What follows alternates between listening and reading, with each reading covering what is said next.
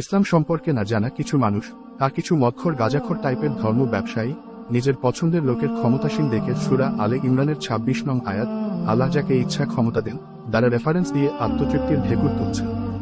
মূলত এদের কেউ কেউ ইসলাম সম্পর্কে গণ্ড মূর্খ, আবার কেউ কেউ জঘন্য চরিত্রের অধিকারী। এরা কি জানে আল্লাহ তাআলা যাকে ইচ্ছা দেন, যাকে ইচ্ছা দেন না। কুরআন হাদিসে এমন বহু বক্তব্য আছে, আসলে তারা এগুলোর তাৎপর্য জানে না। যেমন আল্লাহ তাআলা যাকে ইচ্ছা ক্ষমতা দেন, যাকে ইচ্ছা ক্ষমতা দেন না, এর মানে কি? আল্লাহ তাআলা তো ফেরাউনকেও ক্ষমতা দিয়েছেন, তার মানে আল্লাহ তাআলা কি তার প্রতি সন্তুষ্ট ছিল? আল্লাহ তাআলা যাকে ইচ্ছা সম্পদ দেন, যাকে ইচ্ছা সংকুচিত করে দেন, এর মানে কি? আল্লাহ তাআলা তো কারুনকেও সীমাহীন সম্পদ দিয়েছেন, তার মানে আল্লাহ তাআলা কি তার প্রতি সন্তুষ্ট ছিল?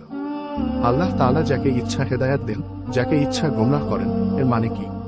আল্লাহ তাআলা তো আবু জাহল ও আবু লাহাবকে গোমরাহ করেছেন, তার মানে তারা কি খুশি হবে?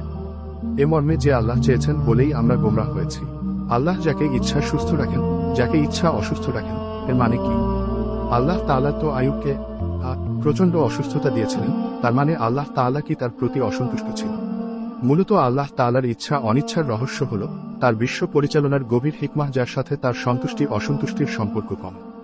তিনি তার সন্তুষ্ট ভাজন ওসমানকে যেমন অঢেল সম্পদ দিয়েছিলেন, আবার ক্ষুব্ধ হয়েও কারুনকে অঢেল সম্পদ দিয়েছিলেন।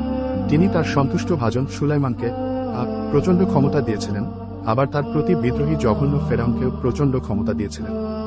সুতরাং খাসির গায়ে মালিক কর্তৃক তেল মেখে আদর করছে দেখে খাসির খুশি হওয়ার কারণ নেই, কারণ কুরবানির আগে খাসির কদর একটু বেশিই থাকে।